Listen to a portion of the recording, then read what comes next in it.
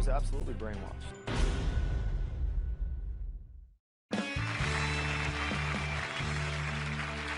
Well, my next guest says that her son was a teenager headed down a dark path and completely out of control, so she had to take desperate measures to save his life by sending him to a teen treatment program. Take a look.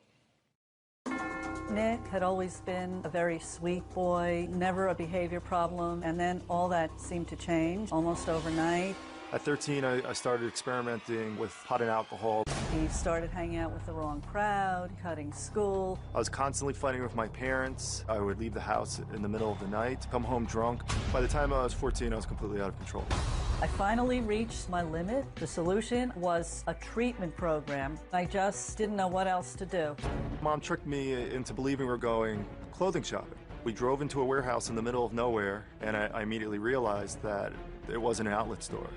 Nick knew what it was, and he jumped out of the car and he started running down the road. Two staff members ran after him and they caught him. The intake room was a small, windowless, white-walled room, and there were guys in there sitting all around me, screaming in my face, telling me to admit that I did certain drugs and certain behaviors that I didn't do. The screaming went on for 8 hours. I decided I don't want to have anything to do with this anymore, and the second I stood up out of my chair, those guys jumped on me, each person holding down a different limb to inflict as much pain on me as possible. I felt trapped because I was trapped. There was no place to go.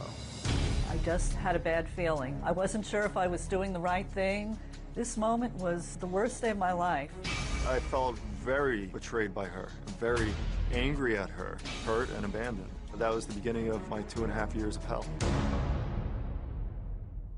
Well, Nick says he was subjected to physical, psychological, and emotional abuse daily after his mom sent him away. But he's not the only one who claims abuse. His mother was convinced his sister was also spiraling out of control.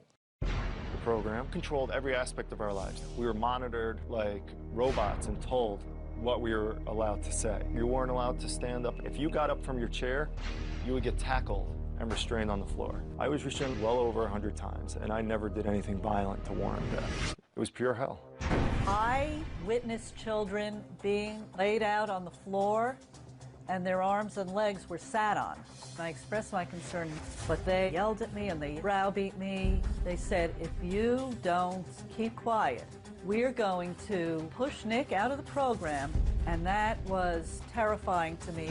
The abuse was so constant that they made us believe we did things that didn't really happen. They made us admit to doing drugs. They tried to make me believe that my mom molested me, which never happened.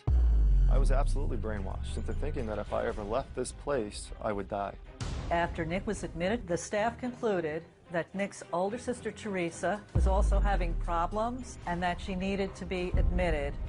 I went to this facility with my mother thinking that I was going to get my brother out. It became quickly clear that I wasn't leaving. I was in a daze. I couldn't think straight. The staff really got into my head. I remember gripping onto her arm, saying, "Don't leave me here, don't leave me here." I was devastated. From the moment that I was admitted into the program, I was already thinking about how to escape the program. About a year in, my sister Teresa escaped from the facility. For a year and a half, I believed that she was on the streets doing crack because the staff told me this. They never told me my sister was living with my grandmother. Had I been able to find her right away, I would have sent her back. After 2.5 years, I built up the confidence to try and escape, and I did. If my kids hadn't escaped, there is no telling how long I would have kept them there. I feel very strongly that the program brainwashed me. I'm still dumbfounded and confused that my mom abandoned me. She was supposed to be a parent.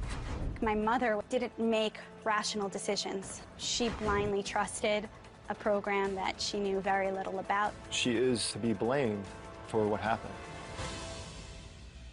Well, I so hate to hear this about y'all, and you guys have these claims and I want to talk about them, but I need to say before we get started, and I want people to know that there